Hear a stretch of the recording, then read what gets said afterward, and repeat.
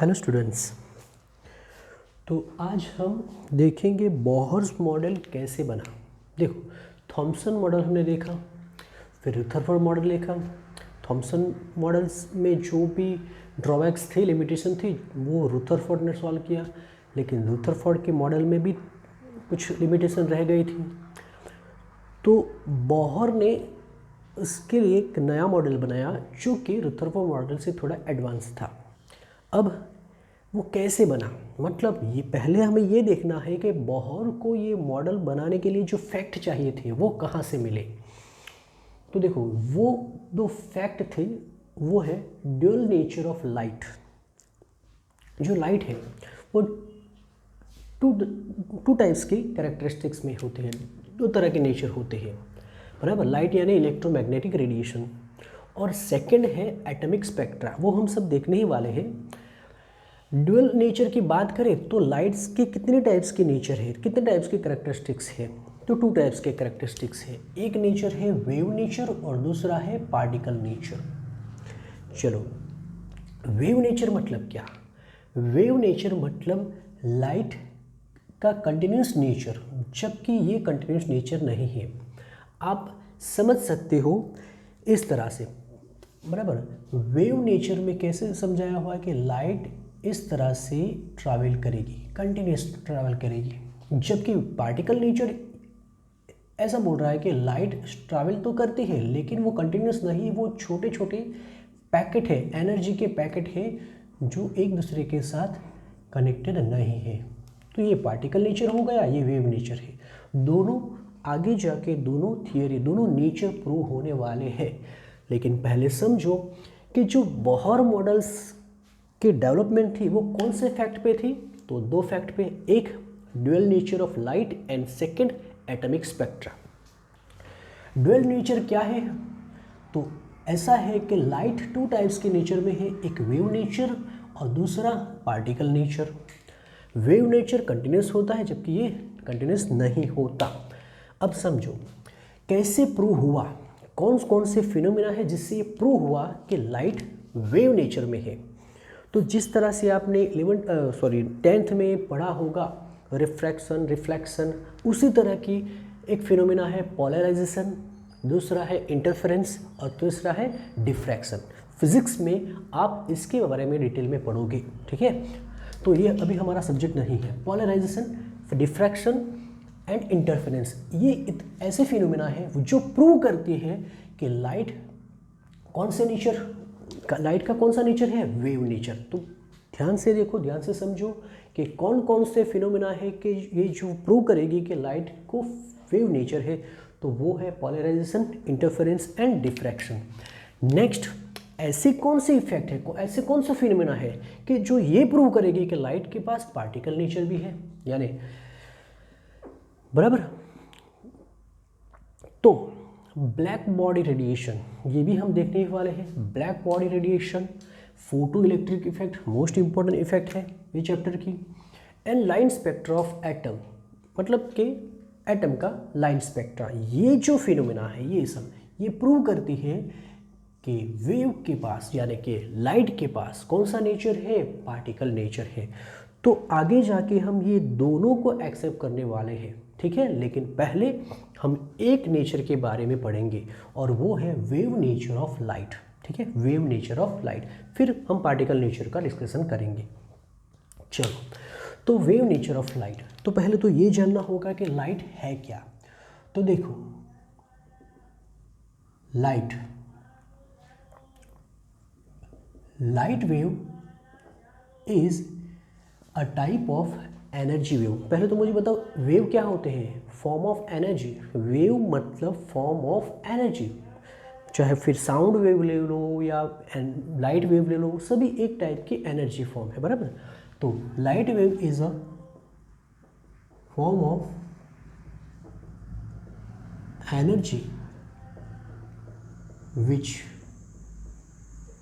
Made up of, अब देखो सबसे मोस्ट इंपॉर्टेंट, यहाँ पे मैंने वर्ड यूज़ किया था इलेक्ट्रोमैग्नेटिक रेडिएशन। लाइट के लिए एक दूसरा वर्ड है electromagnetic radiation.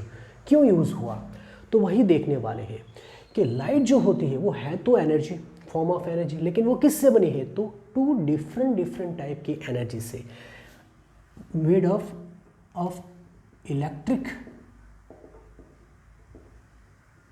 Energy and magnetic energy.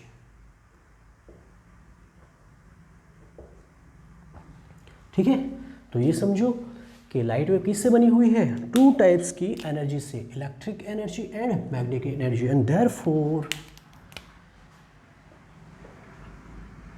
And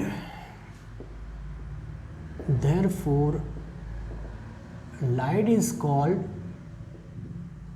electromagnetic radiation। बात समझ में आई? क्यों लाइट को इलेक्ट्रोमैग्नेटिक रेडिएशन बोलते हैं? क्योंकि वो टू डिफरेंट टाइप की एनर्जी से बना हुआ है। अब ये दोनों एनर्जी को हम कभी भी अलग नहीं कर सकते, इसलिए हम कलेक्टिवली क्या बोलेंगे? Electromagnetic radiation. देखो किस तरह से होता है, अब हम उसके कैरेक्टरिस्टिक्स के बारे में देखेंगे, लेकिन पहले हमें ये देखना है। चलो सपोज ये लाइट की प्रोपागेशन की डायरेक्शन है, तो ये हो गई डायरेक्शन ऑफ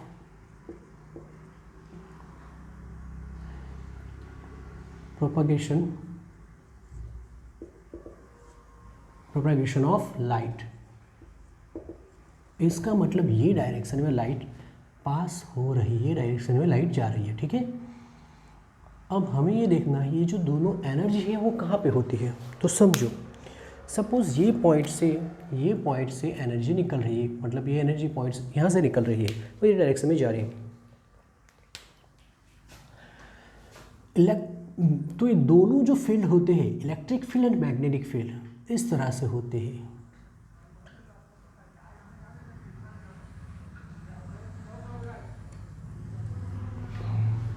सपोज ये है इलेक्ट्रिक फील्ड, समझो ये है इलेक्ट्रिक फील्ड, जिसे हमने इन फॉर्म ऑफ वेक्टर के फॉर्म में उसे रिप्रेजेंट किया है। इलेक्ट्रिक फील्ड है जो ये उस वेक्टर से रिप्रेजेंट किया हुआ है कि इस डायरेक्शन में ऑसिलेट कर रहा है। इलेक्ट्रिक फील्ड की एनर्जी ये डायरेक्शन में ऑसिलेट कर रही है। ठीक है,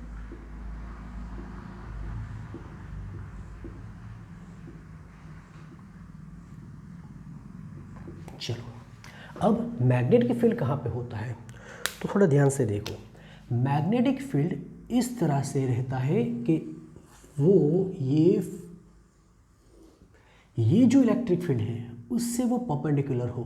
magnetic field and electric field are perpendicular to each other, बराबर। ऐसे ऑसिलेट करेगा कि उसके वेक्टर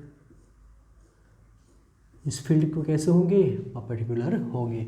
और दूसरी बात, ये एक दूसरे से तो परपेंडिकुलर ही है, लेकिन वो डायरेक्शन ऑफ प्रोपगेशन से भी परपेंडिकुलर ही है। देखो ये लाइन से भी वो 90 डिग्री पे ही होगा। तो अब कैरेक्टरिस्टिक्स लिखेंगे। चलो फर्स्ट क्या लिखेंगे? Magnetic field and electric field are perpendicular to each other and perpendicular to direction of propagation of light। तो लिखेंगे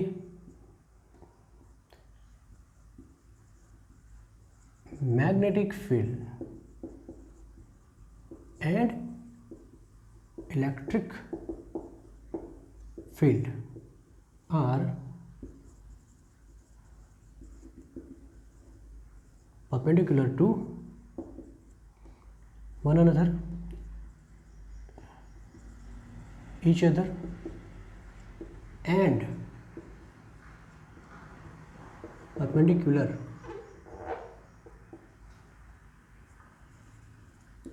to direction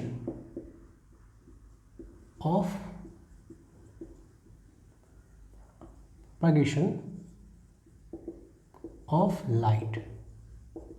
ठीक है, तो देखो क्या लिखा हमने कि इलेक्ट्रिक फील्ड और मैग्नेटिक फील्ड एक दूसरे से परपेंडिकुलर है और डायरेक्शन से भी परपेंडिकुलर है। चलो ये तो एक पॉइंट हो गया।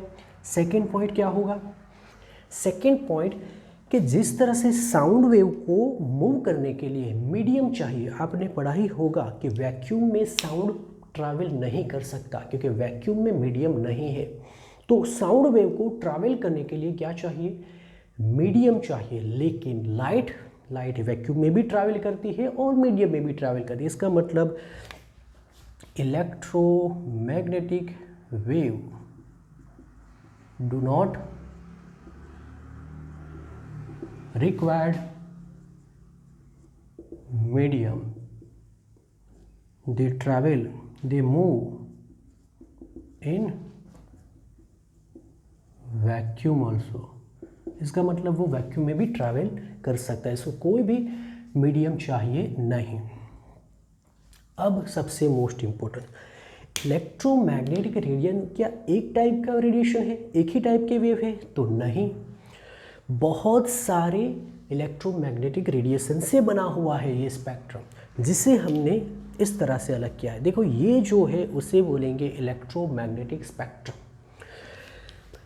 मतलब कि जो लाइट होती है वो डिफरेंट टाइप के रेडिएशन से बनी होती है, और ऑर्डर में लो तो उससे हम कॉस्मिक रेज बोल सकते हैं, गामा रेज से बनी है, एक्सरे रेज से, यूवी लाइट से, ultraviolet light, visible lights, infrared light, microwave, radio wave and long radio wave. तो इतने सारे रेडिएशन से बनी हुई है हमारी लाइट। अब ये सब एक दूसरे से किस तरह से अलग होंगे? तो ये सब एक दूसरे से या तो वेवलेंथ या फिर हम फ्रीक्वेंसी से अलग कर सकते हैं। देखेंगे वेवलेंथ क्या होता है, वो भी देखेंगे। वेवलेंथ या तो फ्रीक्वेंसी से हमें इसे अलग करेंगे, ठीक है। तो पहले देखो, ये समझ लो, बाद में लिखते हैं। देखो हमने वेवलेंथ, ऊपर वेवलेंथ है, जैसे हमने लैम्बडा से डिनोट किया है, और ये न्यू है, फ्रीक्वेंसी का सिंबल है। ये डायरेक्शन में वेवलेंथ बढ़ेगी, ये डायरेक्शन में। तो सबसे कम वेवलेंथ वाला कौन है? हमने एंगस्ट्रॉम में सब लिया है। तो 10⁻⁻⁴ से स्टार्ट होकर 0.01 तक कॉस्मिक रेज होते हैं, उससे थोड़ी बढ़ गई तो गामा, फिर एक्सरे, यूवी। तो हम देख सकते हैं कि ये डायरेक्शन में वेवलेंथ क्या हो रही है, इंक्रीज हो रही है। तो सबसे ज़्यादा वेवलेंथ वाला रेडियो वेव है, सबसे कम वेवलेंथ वाला कॉस्मिक या तो गामा है। कॉस्मिक रेज की स्टडी नहीं करेंगे क्योंकि वो यूनिवर्स में, मतलब कि अर्थ पे नहीं होता, उससे बाहर होगा, वैक्यूम मतलब। ओके, नेक्स्ट गामा रेज के बाद कौन आएगा? X-ray, UV light, visible, infrared, फिर माइक्रो, फिर रेडियो, ठीक है। अब देखो, अगर फ्रीक्वेंसी से देखना हो तो ये दोनों एक दूसरे के ऑपोजिट होंगे। मतलब कि ये डायरेक्शन में अगर जाए तो वेवलेंथ बढ़ेगी, तो ये डायरेक्शन में फ्रीक्वेंसी बढ़ेगी। तो जिसकी वेवलेंथ कम उसकी फ्रीक्वेंसी ज़्यादा होती है, ये भी हम देखेंगे। तो देखो, सबसे कम फ्रीक्वेंसी वाला लॉन्ग रेडियो, सबसे ज़्यादा फ्रीक्वेंसी वाला गामा रेज या तो कॉस्मिक रेज। तो बात समझ में आई कैसे अलग किया हुआ है, हमने कैसे अलग किया हुआ है? तो वेवलेंथ से या तो फिर फ्रीक्वेंसी से। तो हम लिख सकते हैं कि ये जो लाइट है वो डिफरेंट टाइप के इलेक्ट्रोमैग्नेटिक रेडिएशन से बनी हुई है, और एक दूसरे से वो किससे अलग किया जाता है? तो वो वेवलेंथ या तो फ्रीक्वेंसी से अलग कर सकते हैं। हमने यहाँ पे विजिबल लाइट लिया हुआ है जो हम देख सकते हैं, उसे बोलेंगे विजिबल वेव। विजिबल वेव की फ्रीक्वेंसी कितनी है? 10⁻15 हर्ट्ज है, 10⁻15 हर्ट्ज है। अब ये विजिबल जो लाइट होती है वो कितने टाइप के वेव से बनी होती है? तो सबको मालूम ही है, violet, Indigo, blue, green, yellow, orange, red. हमें ये सबसे ज़्यादा याद रखना है। देखो इसकी वेवलेंथ की लिमिट क्या है? मैक्सिमम वेवलेंथ है 7600 एंगस्ट्रॉम एंड मिनिमम है 3800 एंगस्ट्रॉम। तो इसके बीच में हमारा विजिबल लाइट होती है। यहाँ पे हर एक कलर की लाइट क्या लिखी है? वेवलेंथ लिखी है इन एंगस्ट्रॉम में। ये भी है वेवलेंथ इन एंगस्ट्रॉम। सब तो याद नहीं रहेंगे, लेकिन आपको ऑर्डर याद रखना है। मैंने यहाँ पे एक नीचे और भी एक डायग्राम ड्रॉ किया है।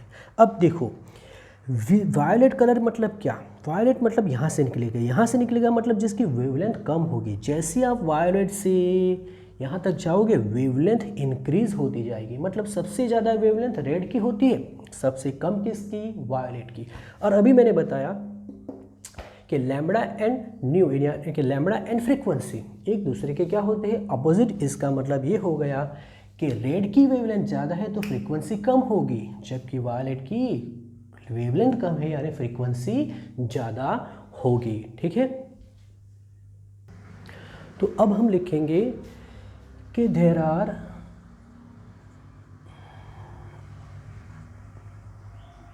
Many types of electromagnetic radiation in light, है कि नहीं, बहुत सारे, which are differ from one another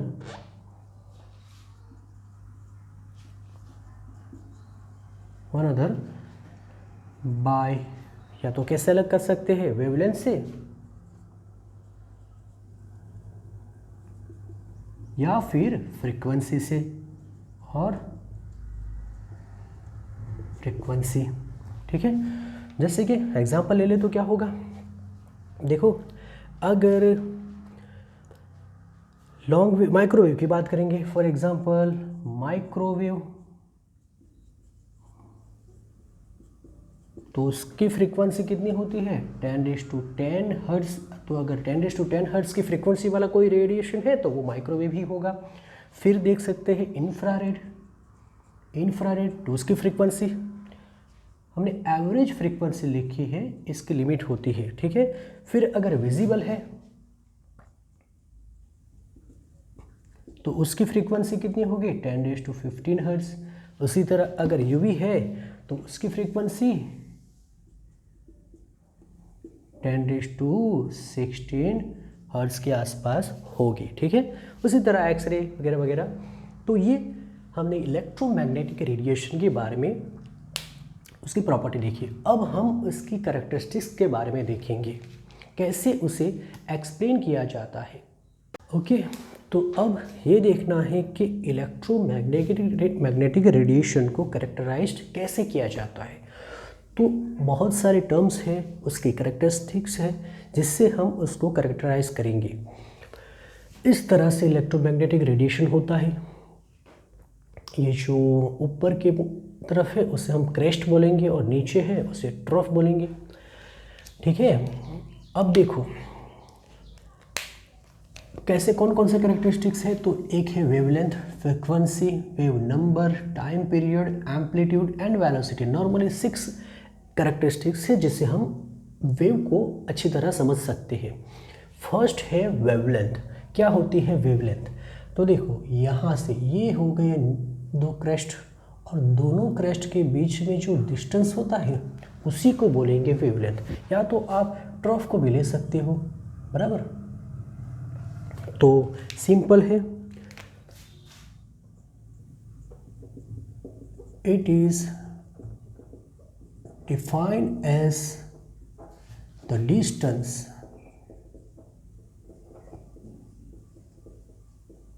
between 2 nearest crest or nearest trough, है कि नहीं। जिससे हमें लैम्बडा, ये लैम्बडा होता है, लैम्बडा से रिप्रेजेंट करेंगे। यूनिट क्या होगा? SI unit of lambda is metre.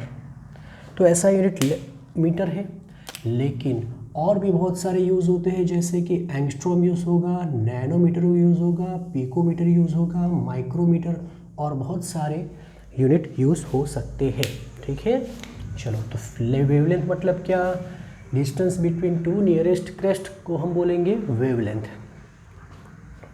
देखो यहाँ पे भी हमने बताया, यहाँ पे डिस्टेंस कम है, यहाँ पे डिस्टेंस ज़्यादा है, इसका मतलब इसकी वेवलेंथ कम, इसकी वेवलेंथ ज़्यादा। अब है फ्रीक्वेंसी, जिसे हम न्यू से रिप्रेजेंट करेंगे, न्यू। चलो ये क्या होता है? तो it is defined as the number of wave which pass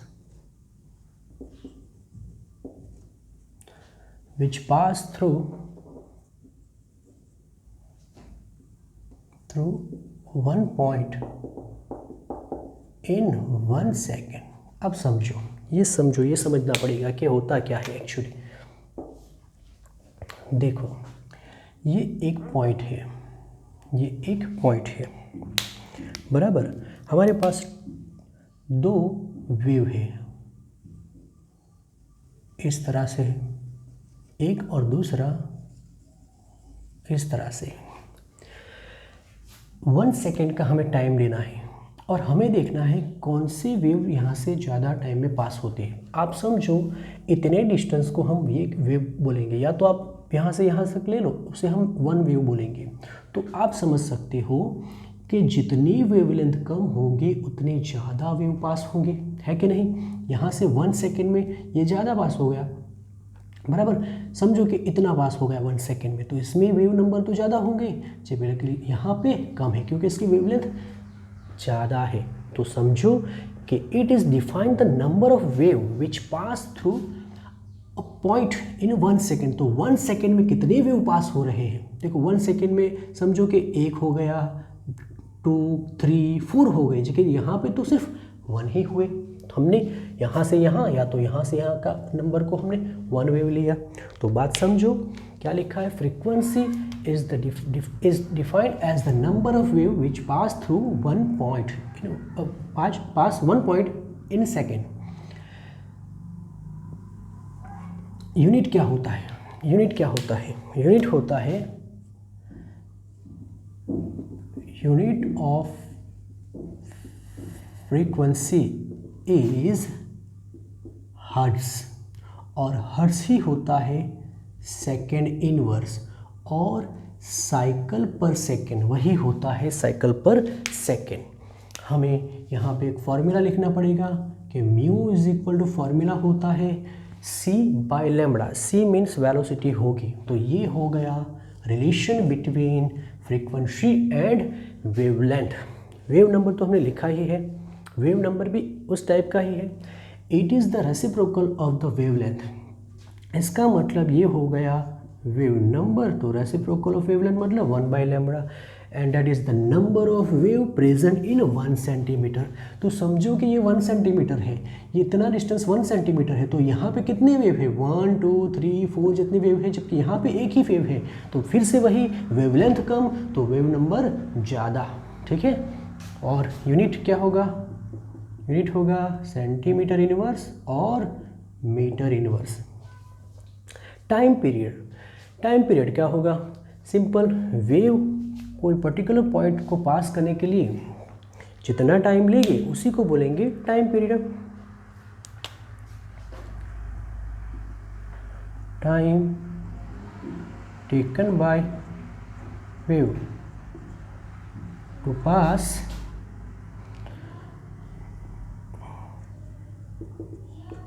point is called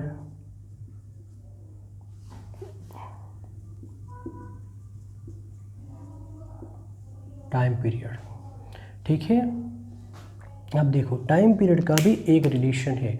time period की यूनिट है, यहाँ पे लिख देते हैं, यूनिट तो होगी सेकेंड, बराबर। अब यहाँ पे भी एक रिलेशन है, t is equal to 1 by nu, यानी कि फ्रीक्वेंसी के अपोजिट भी होता है क्या, तो टाइम पीरियड। नेक्स्ट एम्पलीट्यूड, ये हो गया ए, ये हो गया एम्पलीट्यूड। तो हाइट या तो डेप्थ को बोल सकते हैं एम्पलीट्यूड, तो ये भी लिखेंगे।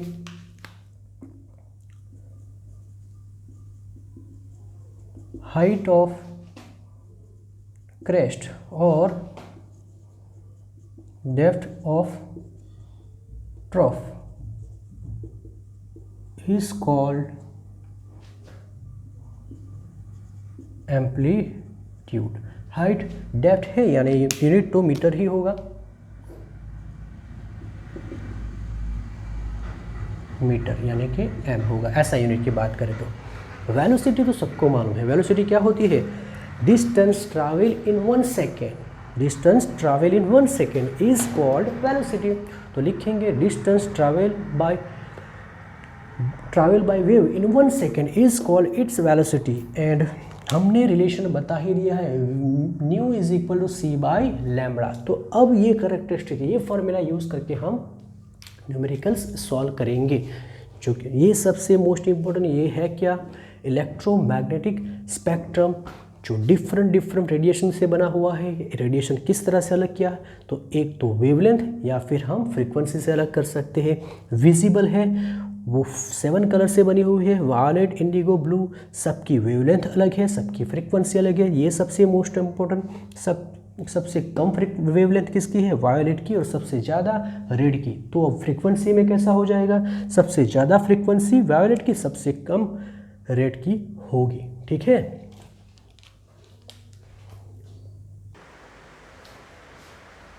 ओके। फर्स्ट है problem number 2.3।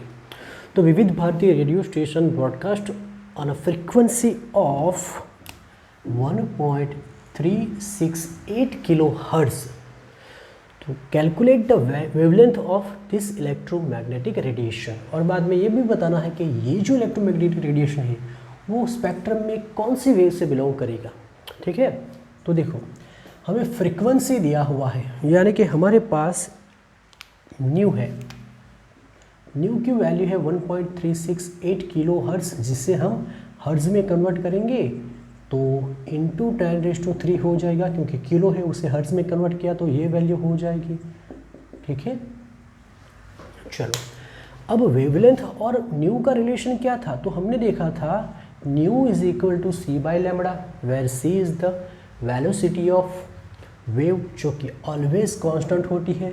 Velocity of light 3 × 10⁸ metre पर सेकंड। याद रखो कोई भी वेव हो, वो चाहे विजिबल हो, इंफ्रारेड हो, कोई भी इलेक्ट्रोमैग्नेटिक रेडिएशन है तो उसकी वेलोसिटी फिक्स होगी 3 × 10⁸।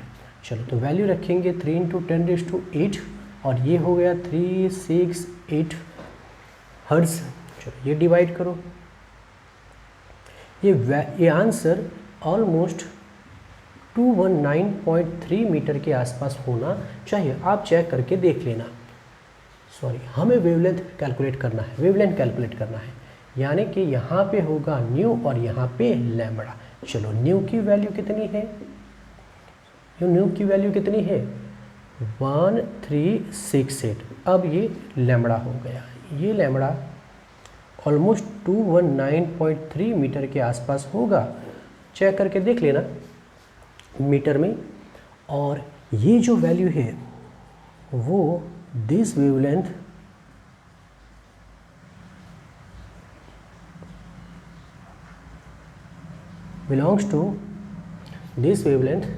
belongs to radio wave. तो ये एक्चुअली रेडियो वेव है। इतनी मीटर में जो जिसकी लिमिट होती है ना मीटर में, वो नॉर्मली रेडियो वेव होते हैं। तो ये भी आंसर हो गया, चेक करके देख लेना। The wavelength range from visible spectrum extends from violet जो कि 400 मीटर है और रेड जो कि 750 नैनोमीटर में दिया हुआ है। तो हमें सबकी फ्रीक्वेंसी फाइंड आउट करनी है। पहले हम वायोलेट के बारे में देखेंगे। चलो लैम्बडा कितना दिया हुआ है 400 नैनोमीटर, जिससे हम मीटर में कन्वर्ट करेंगे तो इंटू 10⁻⁹ मीटर हो जाएगा। और इजी करें तो 10⁻⁷ मीटर हो जाएगा, है कि नहीं। अब फ्रीक्वेंसी मतलब तो सी बाई लैम्बडा, सी तो हमारे पास फिक्स ही होता है 10⁸। ये हो गया 4 × 10⁻⁷। आप ये आंसर लाओगे तो 7.5 × 10⁻14 हर्ट्ज मिलेगा। तो ये फर्स्ट आंसर हो गया हर्ट्ज, या तो सेकंड इन्वर्स भी लिख सकते हो। सेकंड हम रेड कलर के लिए लेंगे, जिसकी वेवलेंथ हमें कितनी दी है 75 नैनोमीटर। नैनोमीटर से मीटर में कन्वर्ट करने के लिए 10⁻⁹ मीटर और इजी करेंगे तो 7.5 × 10⁻⁷ मीटर हो जाएगा। हमने 2 point right hand side cover किए हैं। Now frequency is equal to c by lambda. What is c 3 × 10⁸ lambda 7.5 × 10⁻⁷। ये भी आंसर लाओगे तो 4.0 × 10⁻+14 हर्ट्ज मिल जाएगा। ठीक है, तो तो देख सकते हो जिसकी वेवलेंथ ज़्यादा उसकी फ्रीक्वेंसी कम, जिसकी वेवलेंथ कम उसकी फ्रीक्वेंसी ज़्यादा होती है। Next, calculate wave number and frequency of yellow radiation having wavelength of 5800 angstrom. तो लैम्बडा 5800 एंगस्ट्रॉम है, तो उसे हम मीटर में कन्वर्ट करेंगे 10⁻⁻10, बराबर। Angstrom is equal to 10⁻⁻10। अगर इजी करना हो तो कर सकते हैं 5.8 इंटू 10⁻7 मीटर, ये हमें लैम्बडा मिल गया। चलो अब हमें ढूंढना है वेव नंबर। किसको याद है वेव नंबर का फॉर्मूला क्या था? 1/λ, ठीक है। तो ये 1/5.8 इंटू 10⁻7, आप ये आंसर लाओगे तो 1.724 इंटू 10⁻6 मीटर इनवर्स होगा। मैंने डायरेक्ट लिखा है, आप उसको सेंटीमीटर में भी कन्वर्ट कर सकते हो, 4 सेंटीमीटर इनवर्स। नेक्स्ट क्या था? नेक्स्ट हमें ढूंढना था frequency is equal to c/λ। तो c तो 3 इंटू 10⁸ ही होता है, लैम्बडा हमने देख लिया था 5.8 इंटू 10⁻7, 5.172 इंटू 10⁻14 सेकेंड इनवर्स, या तो हर्ट्ज लिख सकते हो, कैलकुलेट करके देख लेना वन टाइम। तो इस तरह से सिर्फ फार्मूला 3-4 फार्मूला है वो याद रखो तो सारे क्वेश्चन सॉल्व हो जाएंगे। कॉपी कर लो।